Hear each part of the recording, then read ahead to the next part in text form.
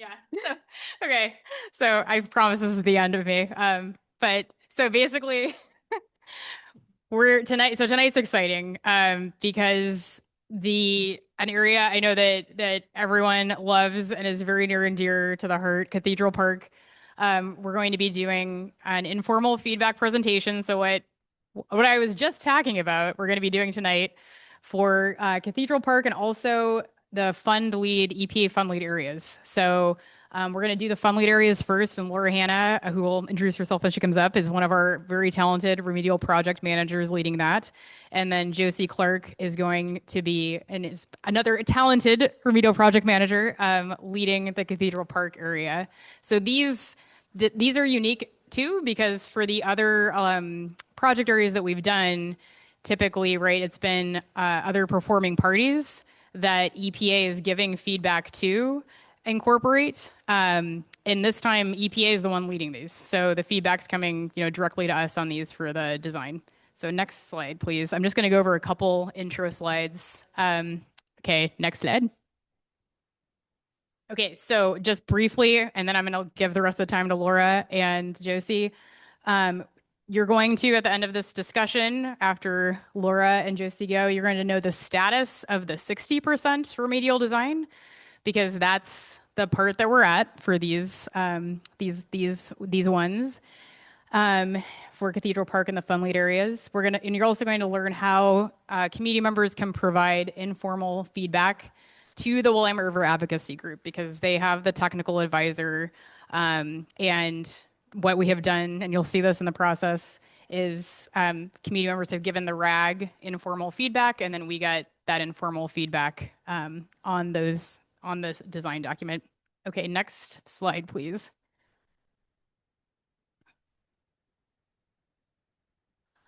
Okay, so just a couple things as you're thinking about feedback. Some things that are typically helpful for focused feedback, and some of you have seen these slides before. But what is being planned for construction, how the design will support habitat development, and then really a focus on the Fun Lead and Cathedral Park design work. Some of the topics that are outside, typically you could still make these comments, but they're typically outside of what would be as helpful for us to incorporate in the design, is land zoning, because most site use is industrial, and they would remain industrial, and EPA isn't in charge of the zoning. Remedial actions, so that's the actual construction of the cleanup. That's later. That's what's being negotiated. What I talked about in that consent decree document in my updates. This is remedial design that we're talking about tonight. So that's what we're focused on. And the natural resource damage assessment, or NERDA. This is not covering that. That's a separate process that's being covered by the trustee council. So that also is something that wouldn't be as helpful for us to get feedback on at this point. Just FYI. Okay, next slide, please.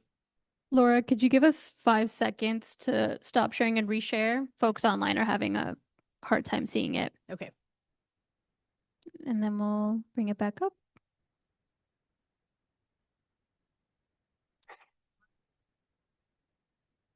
Yes, and Laura, I think you're going to be giving.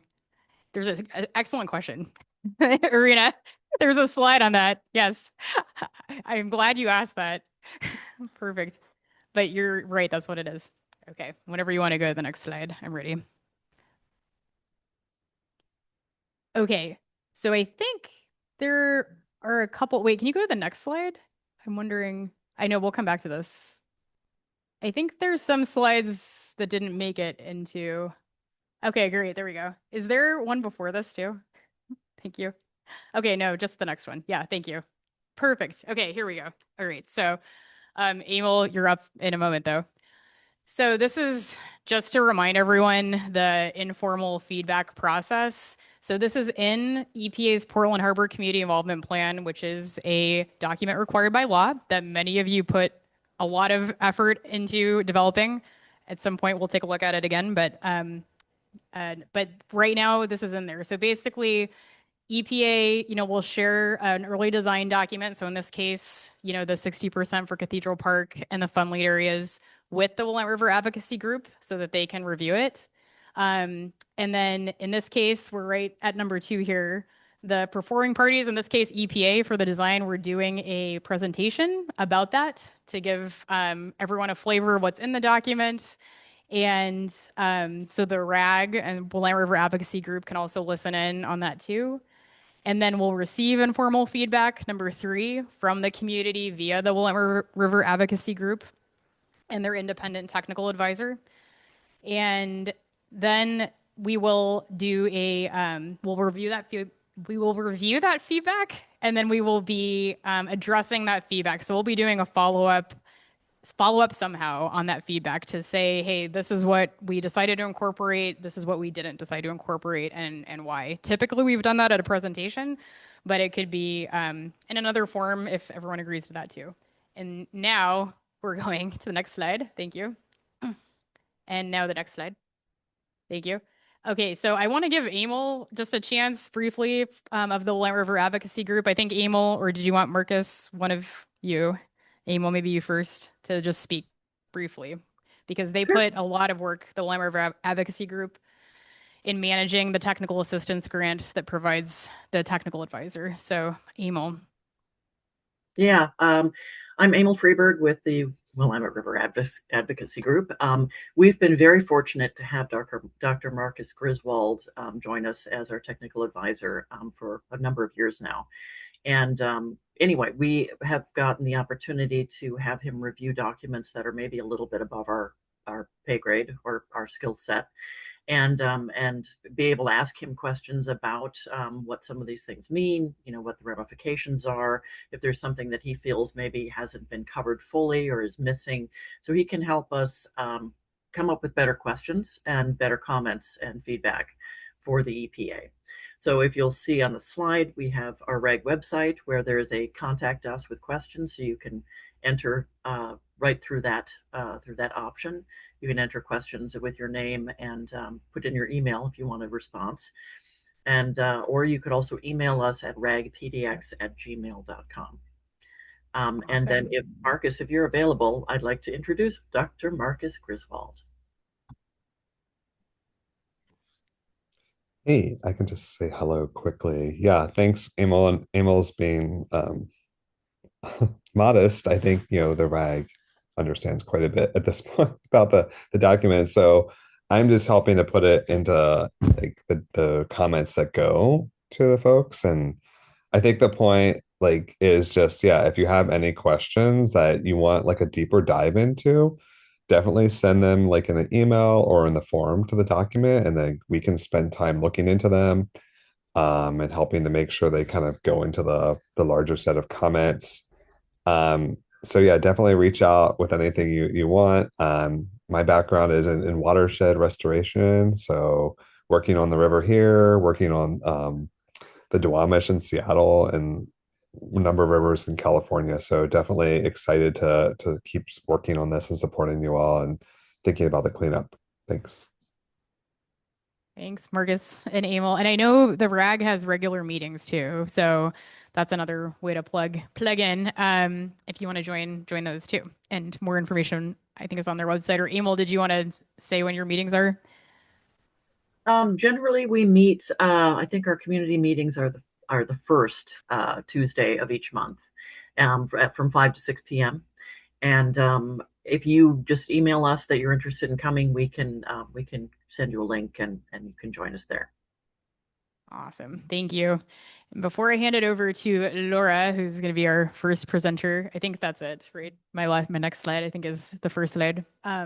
So there are some note cards that Kim has. So Laura, there's a lot of ground to cover with some of these. And if you have, Laura's going to pause after each of the fun lead areas after she explains what fun lead means. But if you want in the room to write down your question, if you don't get a chance, feel free to do that so we can look at it. This won't be formal feedback given to EPA because that would go to the RAG. But if we can't get to all your questions, we have some note cards. And same way with Josie's, but I think Josie can stay a little longer too. Okay, all right, Laura. Oh, and one note that I wanted to make, There was a little bit of tweaks on the slide, so we'll send an updated version of them after the meeting.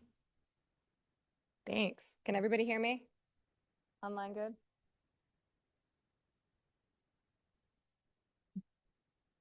That better? Hi, my name's Laura Hanna, Remedial Project Manager at EPA. I'm supporting the Fund Lead work. I don't come to these meetings that often, so for everyone's awareness, I also support, I'm the project manager for the Wilbridge Cove project area, 7 West Arkema, and 7 West Bear. And happy to be here to provide an update to the 60% design for the Fund Lead areas. So I will get to that question about what is a Fund Lead, but just to provide a quick overview of so there's 5 different Fund Lead areas that we're going to be walking through tonight. I'm going to be talking about 4 of them, and then Josie's going to talk about Cathedral Park. We're saving the best for last. So on this figure, there is the entire site, and I'll get into specifics on each of them, but this is just an overview. The Fund Lead areas are vast, and they spread out across a lot of the site. Next slide, please. So what are we talking about tonight? We want to provide you an update on where we're capping, where we're dredging, and where we're proposing to reconstruct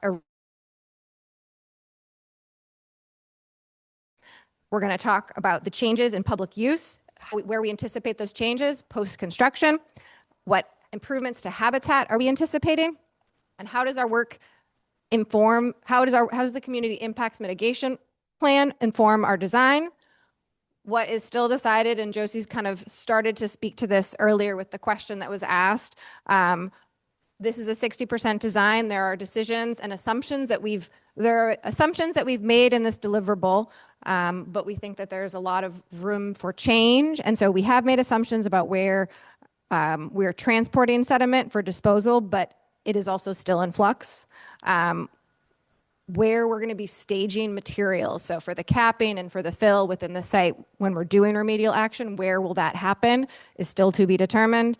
And what are the truck routes that will be taken for the disposal and transportation of the material that's coming out of the river. Next slide. So what is a fund lead? There are 2 types of Superfund cleanups under EPA. First one is when the polluter pays. So that's the potentially responsible party pays. That is when the PRP funds the work, EPA oversees the work. Portland Harbor is predominantly a PRP lead site. EPA does not implement that remedial action or that design. In this case, there are project areas where EPA is doing that design work, and that was because during negotiations for the remedial design agreements, it was determined that there wasn't a viable party to pay, so EPA chose to take on that responsibility for the design only. So what we are committing to is 100% design in these Fund Lead project areas. We are not going to be implementing that remedial action in these areas. That is to be determined through the consent decree negotiations. And so the question was, who is going to be performing remedial action? We do not know yet. Next slide. So just a couple of definitions, so we're all on a level playing field. So capping, right? So the capping and dredging are the remedies that we are proposing to implement for our Fund Lead areas. So capping is that placement of clean material on top of that contaminated sediment to prevent water and animals from coming into contact with that contaminated sediment.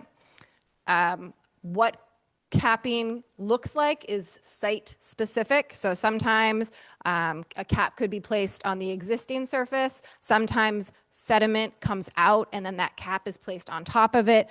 Each project area is designing their remedy for the contaminants that they have. So very site specific decision.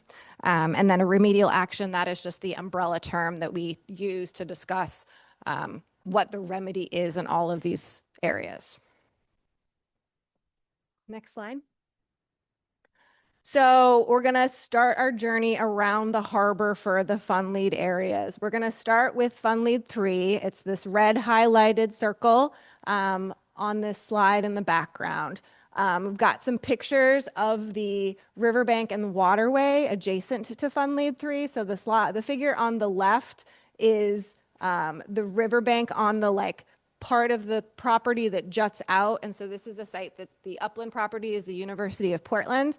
And so just to kind of give you the lay of the land of what we're looking at. And then the site to the right, the photo to the right is looking upstream into the cove. And the building in the left top is the University of Portland's science building. And then their recently installed boat dock that you can see kind of in the center middle of that figure.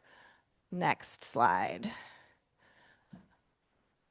So there's a lot going on this figure. All of our Fund Lead areas have a similar look to them. So I'm just going to take a minute to orient us all to what we're looking at. I will say that for folks in the room, we have some handouts. Not everyone got one, but in between groups, there are just some of the facts that there's a lot of text on here. Everybody's got to share some of the specific details about the Fund Lead areas just to help you as we move along, because there are so many areas that we're going to kind of move through pretty quickly. And yeah, my hope is to get through this slide and then have an opportunity for questions specific to this area. So what are we looking at? This is a figure that's going to be in the 60% design. The red outline that you see, so okay, project area is the black line. Red dashed lines are our current understanding of the sediment management areas. So those are the areas that there is contaminated sediment that needs to be remediated. We have hatching adjacent to a lot of the edges of the Fund Lead of the project area.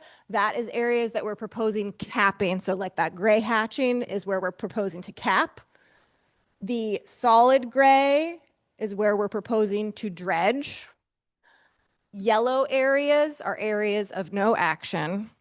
And then blue are areas of design pending.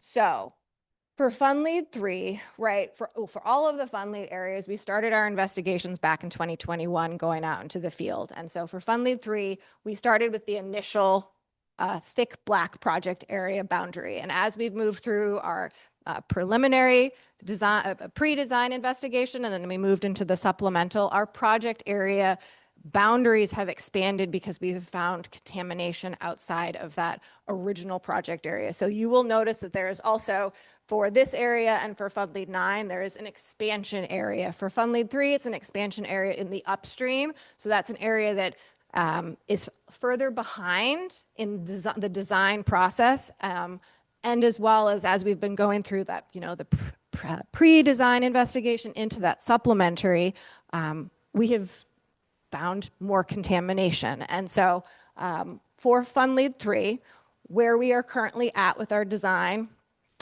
is we are proposing to cap adjacent to the McCormick and Baxter cap, which is on the downstream end, and then come around the Triangle Park cap. And so Triangle Park has an upland soil sediment cap that runs the entire length of the riverbank. So our proposal is to tie into that existing cap and then dredge. And so in the vicinity of towards the river. And so this is an update from the BODR. Currently in the BODR, we had been proposing to cap the predominant area of Fund Lead 3.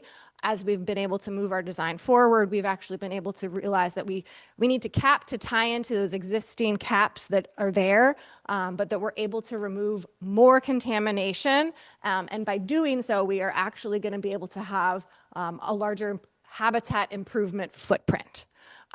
So here the acreages are on there, 2.9 acres for capping, 8.7 acres of dredging, 11.4 acres pending design. We do expect that the pending design acreage may increase as that expansion area we just don't have that analytical for, so that is not incorporated in this document. That will be done in the 90%.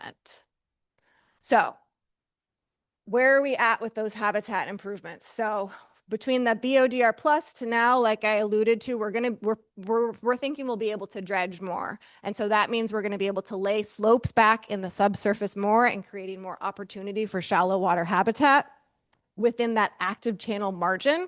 And so that's ordinary low to ordinary high. So in the Fund Lead 3 project area, we're hoping for a slope layback in the subsurface of a 5 horizontal to 1 vertical slope. So we'll be removing material in that subsurface where we are dredging. Everywhere that we are disturbing the material, so where we're dredging, where we're capping, we do anticipate being able to put down a habitat restoration layer that looks different depending on where in the project area it is, like dependent on the elevation, but that will look like either soil or sand being placed once that material is removed or once that cap is placed. We will try to place sand on the caps where it's feasible. For construction, we anticipate this to take approximately 12 months to implement the design for this. So that's 2 construction seasons, so July to October. We do also anticipate that the University of Portland has a recreational dock that they use. That is a dock that will need to be removed and stored during construction, and we are in coordination with all of the upland property users, so are in coordination with University of Portland on that. And then we are expecting the remedy via the dredging cap to take place via a barge on water. Are there any questions on Fund Lead 3 before I move to the next Fund Lead area?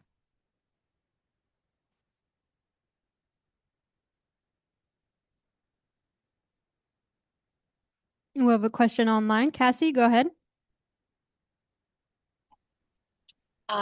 Yeah, sorry, I might have missed it in my transition, but what roughly what percentage, I guess like total so far in this whole area that you found so far that will be removed is considered hazardous versus just contaminated and not hazardous?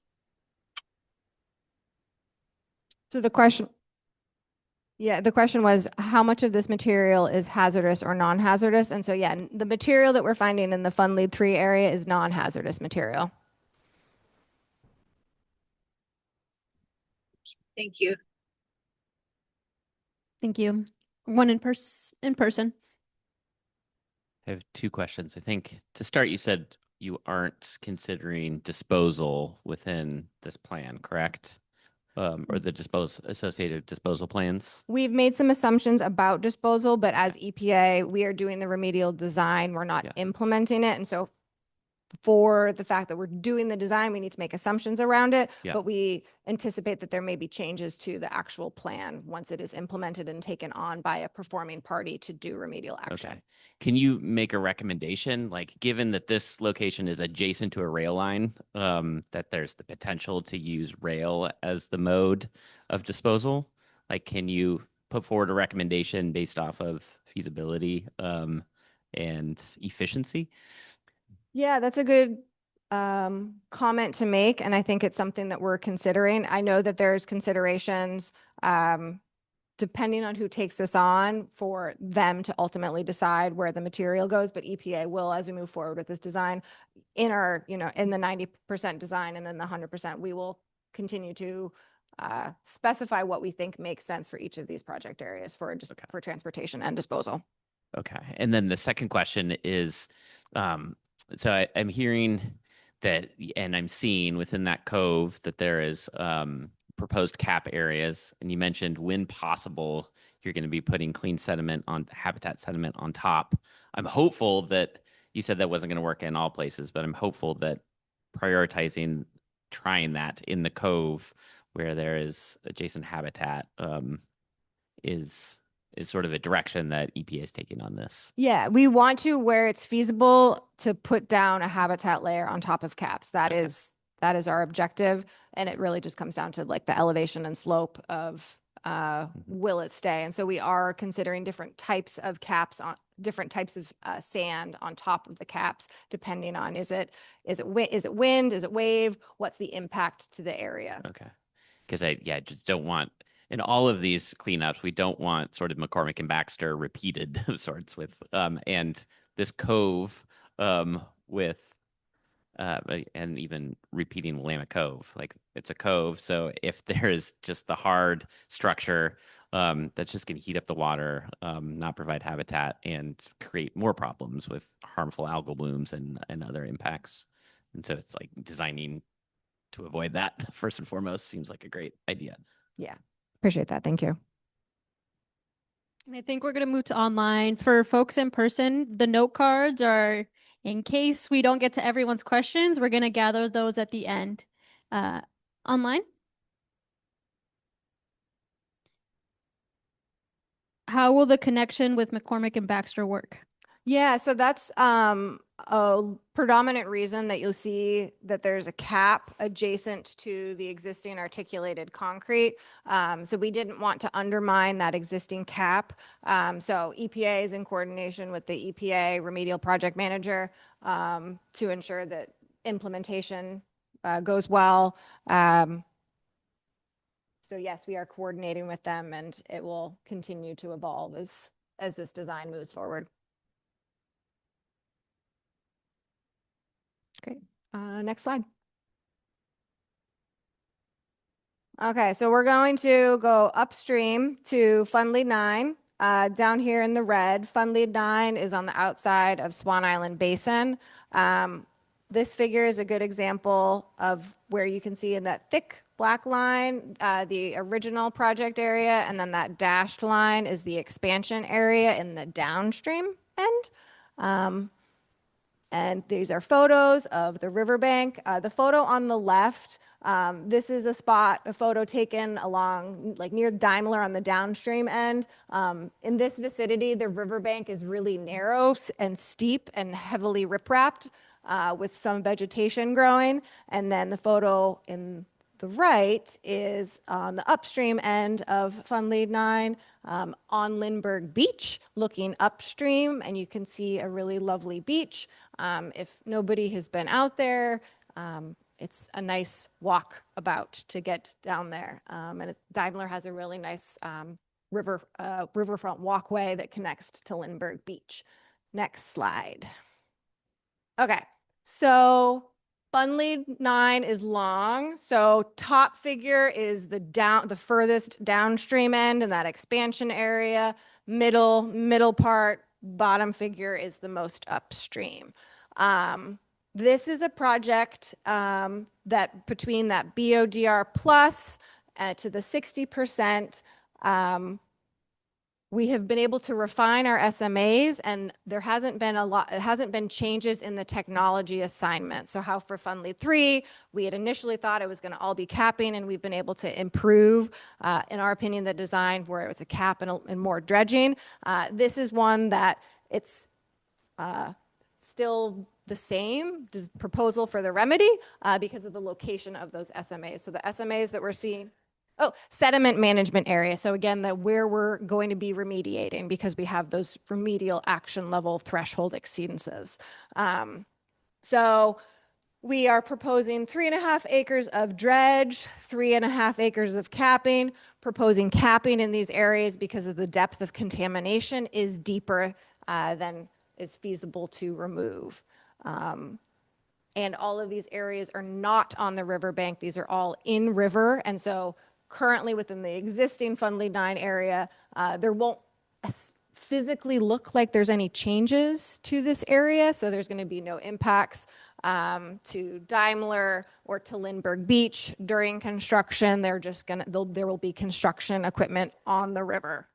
For habitat improvements, we plan on removing any of the debris that's in the remedial action performing party will remove the debris that is encountered, and then in those areas that we're dredging and capping, that residual management layer for habitat will be placed. We expect because these sediment management areas are more isolated and they're not as large as the Fund Lead 3 SMAs.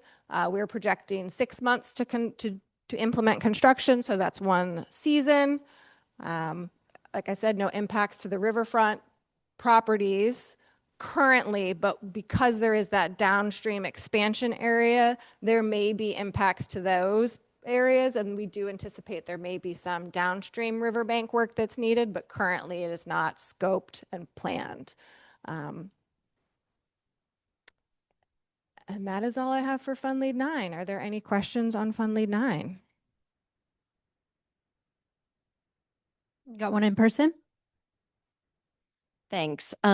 Wow, this is a lot. It would be helpful if you could just kind of say what the contamination was. That would just be interesting for me. And then if you know, like what you think the cause was, what kind of industry, like shipbuilding, or just if you know that, that's interesting to know. Yeah, absolutely. It has been a while. Actually, I went back and I looked. We gave a presentation in December of 2023 to kind of like highlight like how did the contamination get there? Why is it there? So for Fund Lead 9, the primary drivers are PCBs and dioxins. And this is from historic shipbuilding. There was a railway airport that was on here. This has just been a heavily industrialized area, so just historical contamination that has been prevalent for a long time. Fund Lead 3, for Fund Lead 3, that property was used for everything. There was a transformer facility, shipbuilding, marine tug company, and that contamination runs the gamut of PCBs, PAHs, dioxin-furans, and some pesticides in Fund Lead 3. More question. So when you decide something is, I'm not saying the word right, but like a heavy contaminant versus a lighter contaminant, is that based on what the contaminant is? Like, do all PCBs end up being in a different site? Like, how are you dividing that? Like, how does it become a lesser contaminated area? I know I'm not using the right word, but and a greater one, like based on this. Yeah, how does it become that? So is this non-hazardous or hazardous? Yeah, this is also non-hazardous. So for our cleanup is based on remedial action level thresholds. And so we akin it to an analogy of this remedy is going to go in and remove the cancer that has in place. We know it's there, so we're going to go in and we're going to remove it, or we're going to cap it. So like radiation, we're like, we don't want you to go anywhere. And then we have our cleanup levels. And so those are the goals. Those cleanup levels are what we are hoping to achieve in the long term. And so we collect that chemical analytical, and then we screen that data to determine where is the cancer? So where are those remedial action level threshold exceedances? Where do we need to go in and do something? And then if it is less than that, that is when we determine that it is not remediated under this current record of decision. To add? Yeah. And I just want to add on the question about whether it's hazardous or not. So that's a distinction about characteristic waste under a different law, but essentially things that are highly contaminated that need special handling and disposal facilities are considered hazardous waste. And what we're dealing with here is a lot of waste. About 93% of our waste is technically non-hazardous. It doesn't need to be disposed of in a hazardous waste landfill. It's got contamination that's damaging to the environment. And so we want to get it out of the river, but it doesn't need, once it is out of the river, it does not need to be treated like a hazardous waste. It's just a regular solid waste. Yeah, so if it's flammable, it's hazardous. There are certain thresholds for leaching metals that would make it hazardous. If it's acidic, and who knows the fourth? Who knows it? Somebody here does. Toxic, highly toxic? Yes, the character, but what are the 4 characteristics, Debbie?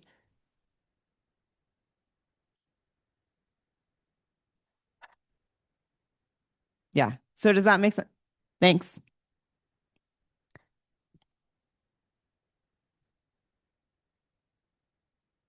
Do we have time for another? Okay, one more. Hi, this is Sora Hess, community organizer.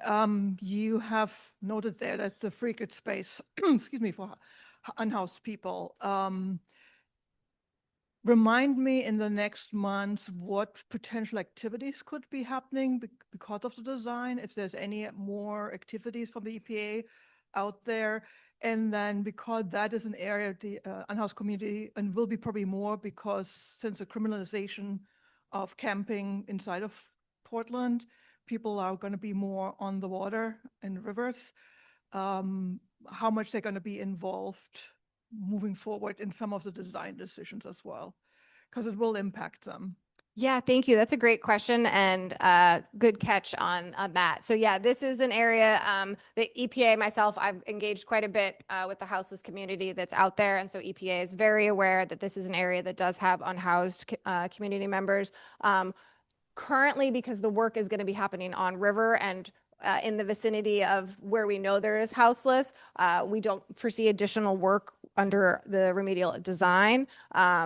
But for remedial action, like EPA is going to be absolutely working with whoever takes this on to implement to make sure that those parties are engaging and interacting with the houseless throughout that process and notifying them.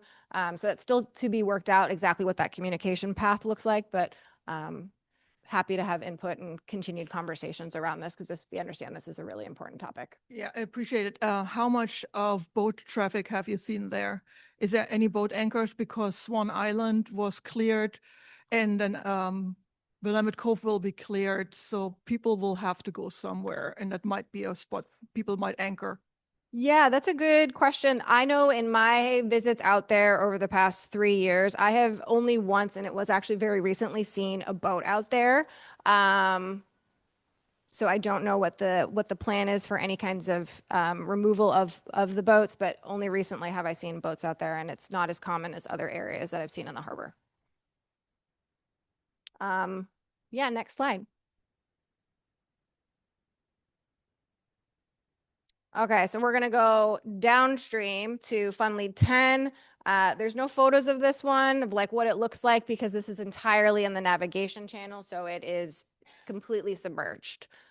Next slide.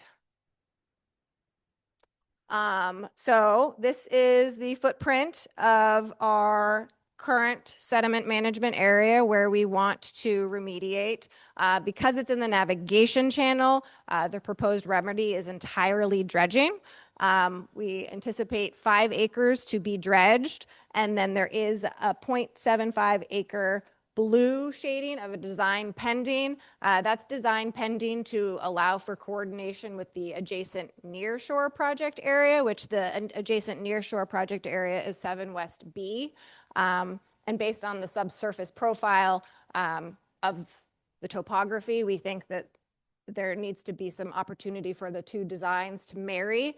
And that's what we're doing. Anywhere where there's 2 designs that match up, allowing those designs to talk, those design parties to talk to each other. And our objective is that by 100% design, if not sooner, the 2 designs where those project area boundaries are to be the same.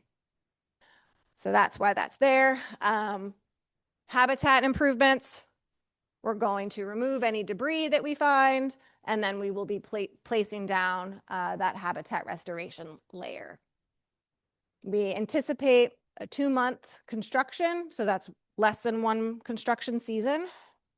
Dredging is going to be done via barge. And this project area is unique in the fact that because it's in the navigation channel and where it is, it's actually just downstream of the BNS, so Burlington Northern Santa Fe Railway. There is a lot of vessel traffic here, which we have already had the performing parties have already identified during this remedial design process. They've actually had to move off locations during the sampling, so that we plan on having extensive coordination with the United States Coast Guard and the Oregon State Marine Board, so that everybody knows where that barge equipment is, and so that ships are hopefully able to navigate around the remedial action. Any questions on Fund Lead 10?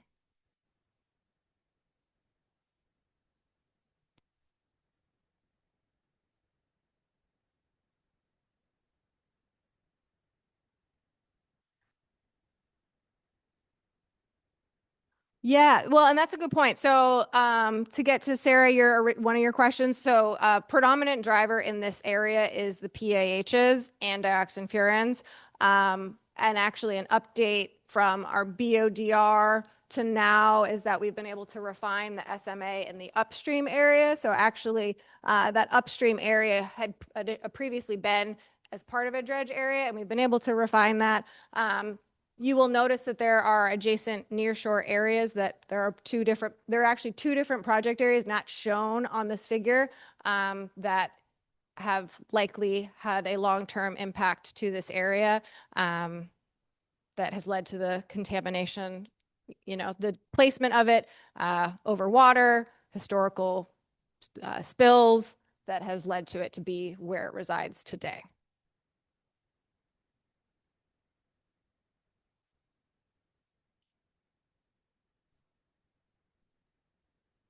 Yeah, there's a lot of different mechanisms that material has gotten there. But yes, there's two nearshore project areas that are going to be remediated adjacent to this and have similar but different contaminants. Currently, Siltronic is a wafer manufacturer entity that purchased the property directly adjacent, and then just downstream is Northwest Natural.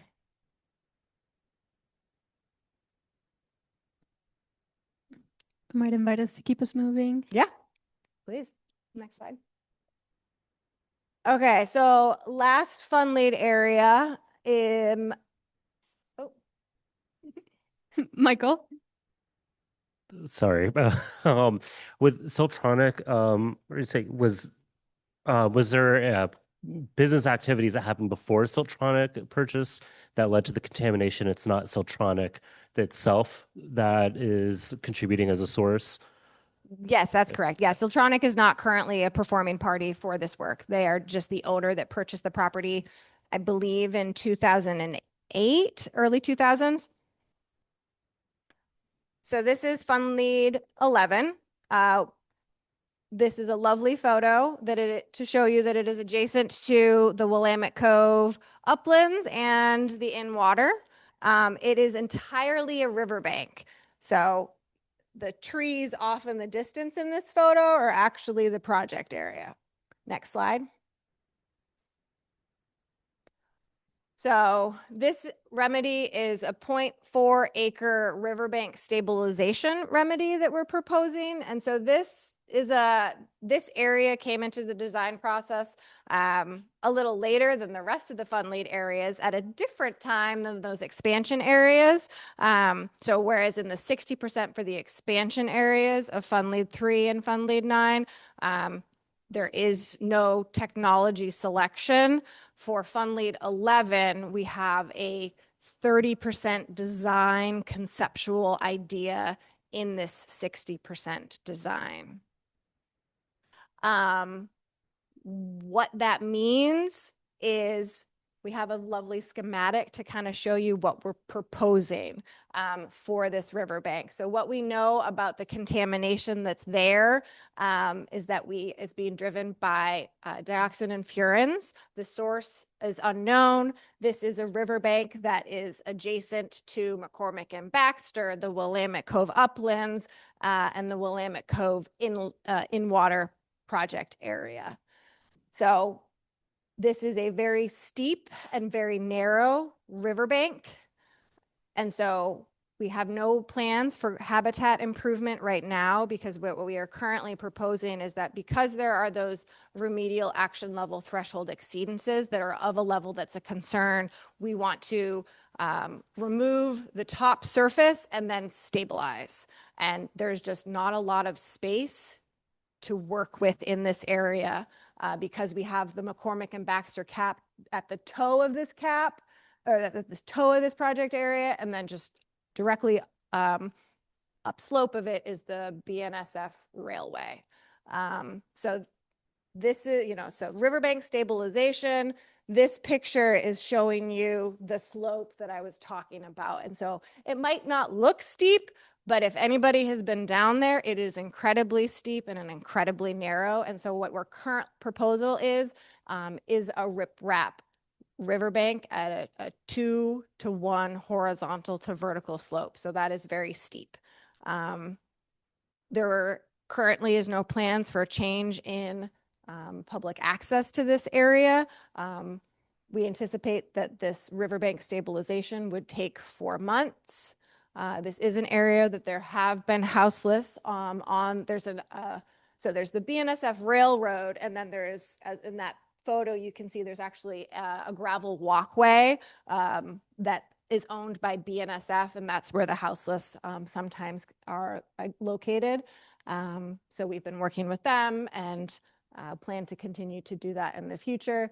This is a site that there's a lot of coordination and a lot of logistics for. Anybody who has touched this knows we need to coordinate with the railroad, with the upland property, with the upland parties, with the in-water parties, and this makes this area uniquely challenging. But this is our current proposed remedy. Any questions? We'll start back here. And again, I invite folks, if we don't get to your question, please write it down and then we'll collect them at the end. Thanks. This is Allison at Metro. Just curious how you're coordinating with DEQ, if at all, on this work too. Oh, yeah. DEQ is the state regulatory agency. We absolutely are coordinating with DEQ on the remedial design that we're working through.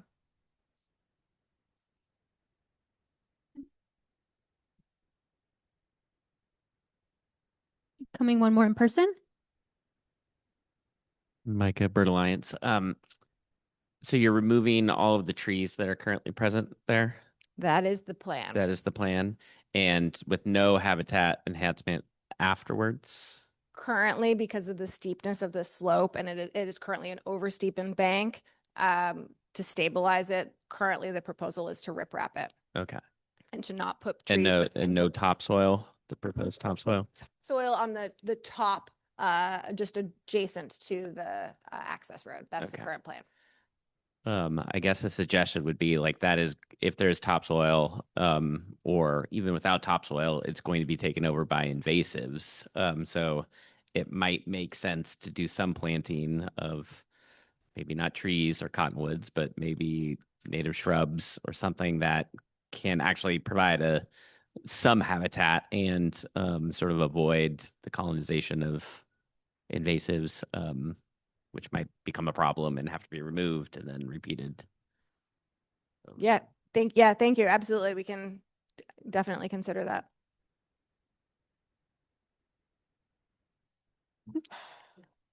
And now we're going to hand it over to Josie to talk about everyone's favorite, Cathedral Park. I think we have, is this one for you, Josie? No, I don't. I think it's for Laura. Oh, okay. Laura Hannah, one question was, will there be mitigation then? Bird impacts, question mark. Will there be mitigation for habitat impacts for the fund lead area? That's a great question. So how we are currently considering the fund lead areas is the 4 fund lead areas that I've just described. We are doing a habitat equivalency of assessment for those 4 and going to put them all in one bucket, and then Cathedral Park is going to be in another area, in another bucket. And so right now, I understand that we end up accumulatively with a positive habitat score. So I don't believe we're planning on mitigation for the Fund Lead 11 because all of the work in the other areas, lowering the slopes, putting in that sand habitat restoration layer, accumulatively, we have a positive score. Yep, Thank you. that was it online. All right, Josie. Hey, everybody. So we're going to talk about Cathedral Park. We might run out of time. If we do, I'm here. I'm going to stick around after, and I'm happy to field more questions or write them down on your cards. So here's your favorite map. You can see where Cathedral Park is, right in the middle there. This is right under the St. John's Bridge. And there's a nice shots of the beaches there, the post cleanup beach down below where we're sampling. All right, next slide. All right, and so this is the same schematic Laura's been showing you at her project areas. We're looking at that here. And so that top panel is the downstream part of the site, right by berth 416. And the bottom panel is the upstream part of the site in front of Cathedral Park. And so if you look let's start with berth 416. Just downstream of that is a pocket of very deep contamination. We're doing an evaluation of that for buried contamination to see if it is already going to stay in place. This is an area where there's PCBs that are about 10 feet down underneath material that is below our action levels. And so we're doing an evaluation to make sure that that material is both chemically and physically stable, that it's essentially already capped in place, at which point we'll decide to just leave it as it is and monitor it in the future. And then upstream of berth 416 is a place where we're going to do some dredging. And you can see because of it goes up into the riverbank there. And that's in part because of just where the material is pretty deep that we need to dredge out. And so when you do where the slope lays back to, you end up cutting into a little piece of the riverbank there. We are getting some more data in for this area that might refine it more in the future. But at this point, that's a dredge area. And then going upstream in front of Cathedral Park, we've got a lot of dredging. So that gray area is all going to be dredged out. Yeah, nice cursor work there. And then in terms of the riverbanks, we've got the yellow riverbanks are areas that are already stabilized just naturally, either with riprap, with rocks, with vegetation. And so the contamination in those riverbanks is not going to migrate into the river, and we're planning to leave them in place and monitor. On the Port of Portland bank, you can see the one that's like a light brown color. That's an area where we've targeted for a slope layback. So that will both remove contamination and allow us to put some pretty great habitat in place. We're still working with the port to see if we can do this because it does eat into their property, right? When we lay back the slope, they're going to lose a ribbon of land at the top of the bank. So they've got to figure out whether that's going to work for them or not. But if it does, that'd be awesome. Will you go through this slide? We just have a pretty picture of what that could look like. So on that dotted line is the existing slope. What we're talking about doing is cutting it back to a 5-to-1 slope and then putting in the appropriate substrate, the natural substrate. So in the deeper water, you can use sand. In shallower water, you need something a little bit bigger that'll stay on the slopes, some cobble. And then you put soil on top and plant it. So that's our hope. All right, now we go back to the map. The blue areas are areas that are pending design. We're still waiting on data that's going to help us understand what will happen in those areas. And then the other thing, as we go up into the hatched areas, are places where we need to put in caps, and that's mostly because of existing infrastructure. So around the footing of the St. John's Bridge, right? We do not want to destabilize the St. John's Bridge. So we're going to dredge close to it, but once we get within any idea of maybe messing with it, we'll just put a cap in place, right? And then the other place we need to put a cap is over the force main, the city of Portland's water main. We're not going to dredge near that either.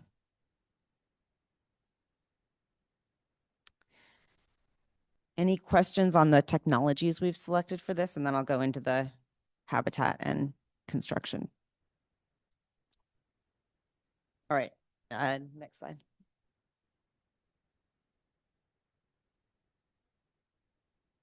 Zora Hess, community organizer. Just curious, I know about the vacant property. Is there any movement? I'm not sure exactly. I believe it's private, but kind of the same concerns if that has not been taken care of. There's a lot of invasives and other things happening already. Is anybody selling that property? Is there any plans to move things a little further up so we have a little bit more vegetation? Because right now it's pavement and invasives. In the Port of Portland property? Yeah, they still have some tentative plans on the books to potentially expand the Toyota parking lot, but that's nothing. It's just like the last plan they had. I know Green Anchors is interested in using that property, so I think they've started. But everything I hear is like nothing feels like it's concrete enough to actually think a plan is going in that direction. So I think the port has told me that Toyota has no plans at this point to expand their parking lot. So yeah, I think when they first took ownership of it in like the 80s, that was an idea. So I don't mean to give the impression that that's about to happen. Backpedal, backpedal, backpedal. Doug.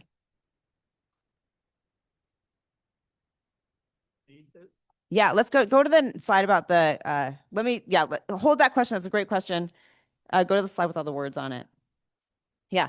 So what we think the remedial action will do, it is going to remove all the non-functional structures that are within the dredge footprint. So this is derelict piles. It is the Whirly Crane Pier, that big pier with the love sign on it, because it's not a functional structure anymore. So we are going to lose the love sign, everybody. I know. And we'll also lose all of the grody piles in the Cathedral Park project area. So that's awesome. We'll do the same placement of the habitat restoration layer. We're not expecting any changes to public access after the remedy is completed. There'll still be a boat ramp. There'll still be the fishing pier. And then there's some parts of the dredging in Cathedral Park that go up into the beach. So we'll restore the beach where we dig it out. So that'll be kind of the post remedial action will look a lot like the current way things are, hopefully with the exception of that lane back bank at Port of Portland. We think the construction will take approximately 12 months. So this will be 2 work seasons. And we think we can phase the work so that one season is the 2 outlying areas and then one season is Cathedral Park. That is going to be very impactful to Cathedral Park because we need to dredge around the boat ramp. And so it means, and we need to dredge up into the beach, right? So we anticipate closing that shoreline part of Cathedral Park and the boat ramp for a full work season. That'll be done with a lot of communication and in close coordination with Portland Parks. But we think it'll be a year. And they're also, Green Acres is going to get some impacts to their waterfront as well. We're for another dredging season. And we're going to need the boat that's parked at berth 416 to be moved. So right now, there's these 2 massive Navy ships there. So we'll have to time that cleanup with when those boats are moved. And this is also an area that is often used by homeless folks. It's a lovely beach to live on. And so that we'll also need to work closely with people there in the year before construction starts. I think our hope is that we'll know that these construction projects are happening a year or 2 out. And so we can make sure to make real clear communication with people about what's going to happen. And also to either, help them get moved off or then also so they don't get established there is probably more realistic. To do that communication in that dry season so they don't get established in a place that we're about to construct in. Okay, I think I cut Doug off. Does Doug did answer your question? Great, okay. Yes. Can you repeat the question? Where's the nearest public boat ramp once the Cathedral Park boat ramp is closed? I think it used to be Swan Island, and I'm not sure if that it's already closed. Okay. I don't know the answer to that. We can look into that. If anyone else in the room knows. Willamette Park. Willamette Park is the closest. Thanks. For how long will it be closed? For 8 months. Can we take one more? Yeah. I mean, I think now this is the last one, right? It's the last project area we need to talk about. Just a quick clarifying question. So the beach at Cathedral Park will be closed for 6 months. Is that what you said? Okay. And we'll have ample warning of that too as well, right? Yeah. Okay. Okay, that's all the questions I can take for now. I'm out of time, but I will be here and happy to field questions afterwards. Oh, I was asking what year are you looking at?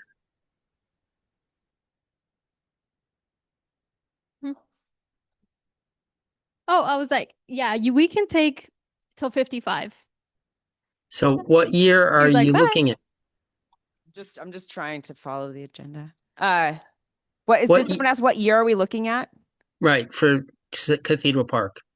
Oh yeah. We don't know yet. We anticipate the first construction will start in 2028.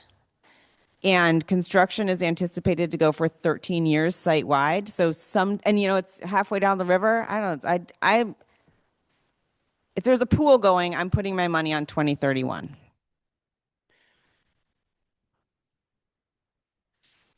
I think I missed this, the explanation to this before. So for the other project sites, you're looking at them collectively on if they need habitat improvements, not site by site, even though they're separated and are in different spaces. And how is that determined and why? Well, we're doing them all as one design. Yeah. And so when we think about, when first in the designs, we're doing everything we can to mitigate with the design itself. And so we did that. And then we looked at, okay, then what's our mitigation obligation after that is done?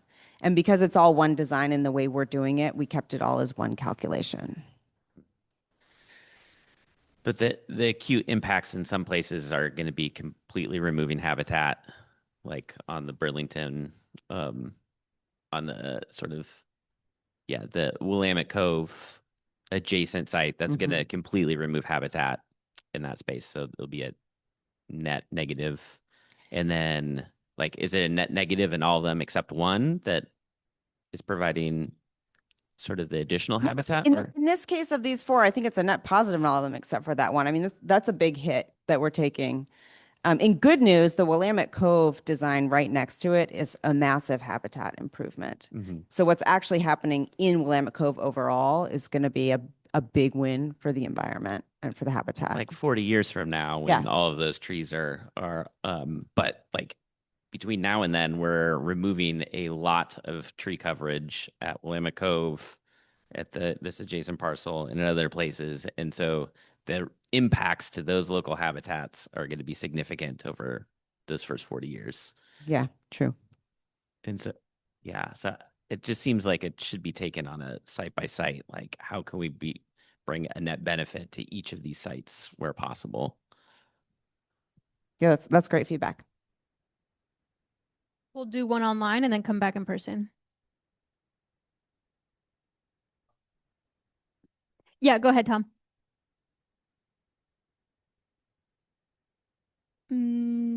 Are you able to unmute? Yeah, that's Tom. The question was what years roughly, and those have been answered.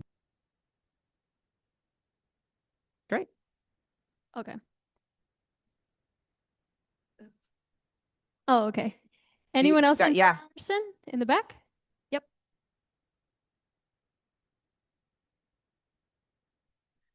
Thanks. So earlier you described how EPA is completing design up to 100%, and then there'll be another party to be determined doing the remedial action.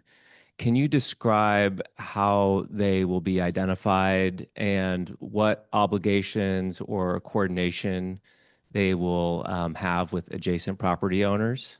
Yeah.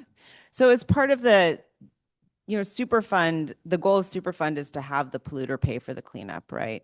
And so in this site, this was massive, complex sites. So they separated out remedial design from remedial action. And we're in remedial design right now. And what we're negotiating for is with parties who have liability on the site, that they are going to conduct 100% of the remedial action site-wide. And so that includes the designs that EPA is building, and it also includes the other 17 project area designs that are being done by private parties. And so we're gonna have this moment where the bulk of all these designs is picked up by the folks who sign up to do the cleanup work. And in many cases, those will be the same parties, but not in every case. So EPA is not intending to implement our designs. There are other parties who believe that their liability has been settled just by doing the design and are also not intending to do the cleanup. So I think we'll see this in many places where there's a handoff of the design from one team to another. And we'll say, okay, here's this party is implementing remedial action at Cathedral Park. Say, here's the 100% design. And that party will then take the 100% design and do their own review of it and tweak it if they need to, and then implement it. Does that answer the question? Well, I think the other piece is at that handoff, then what is their responsibility to adjacent property? Or if like it was Cathedral Park, it would be City of Portland. Mm-hmm. Are they still just working directly with EPA? Or at that stage, it seems like a critical coordination point during construction when there are construction impacts that are going to be affecting adjacent landowners, adjacent communities. So where does who's communicating or coordinating during that piece? Yeah, there's as part of the actual cleanup, there's something that we call a sequencing plan that's going to be developed that explains kind of who goes in what order. And that sequencing plan is going to be built with input from all these different parties about who's ready and what constraints do they have on their cleanup, and can they go right with the one right next door going, or do they need some kind of a buffer? So that'll all be considered as part of remedial action. And then Laura, what's your SIMP connection? Yeah, that's a great, what Josie said is great, but also the community impacts mitigation plan comes, I would say, into this a little bit, because part of that plan has a implementation committee that anyone could be a part of, including property owners, that is going to be alive through the cleanup. That SIMP is really for the remedial action, the community impacts mitigation plan. And so part of that, and the collaborative, the idea is for that committee to interface with this group too, right? So that there can be some conversations as well in that space as well. Okay, now you're done, Josie. That's what you say, but as soon as I walk, see? Is it a quick one? Mary. Oh, are you kidding? Am I kicked off now? I mean, my part will only take a couple minutes, Okay. so this will be the last one.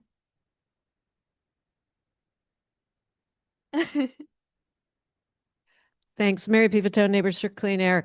So I guess I've general questions, somewhat online the same, about what 100% design means. So I guess I'm just trying to figure out, like, as how, can the public anticipate the cleanup starting and actually finishing at any point in our lifetime? So what does 100% design mean? I mean, it feels to me like there are massive implications after we've designed these to the actual, we know disposal is also an undecided issue, we know, but also contracting all of this, like who, and so who's going to be responsible? Like, does 100% design mean that contracts are in place, permits are, acquired for disposal sites, like all the, or what does... The truth is 100% design can mean slightly different things, right? There's not just what we want it to be at this point. It needs to be a package that is a biddable package, because we want there to be this seamless transition from remedial design to remedial action, right? We anticipate getting a consent decree signed in 2027. It takes a few months to lodge it. And then whoever can go first needs to get contractors in place, needs to get get all that set up. And that's why we think the actual in-water work won't start till 2028, even with a signature at 2027. Are there going to be enforceable deadlines, and who's going to be responsible if the design plans, if it isn't seamless, and if it becomes impossible? The consent decree is a negotiated order with between these parties and EPA that is an enforceable order. Okay, thank you. Yeah.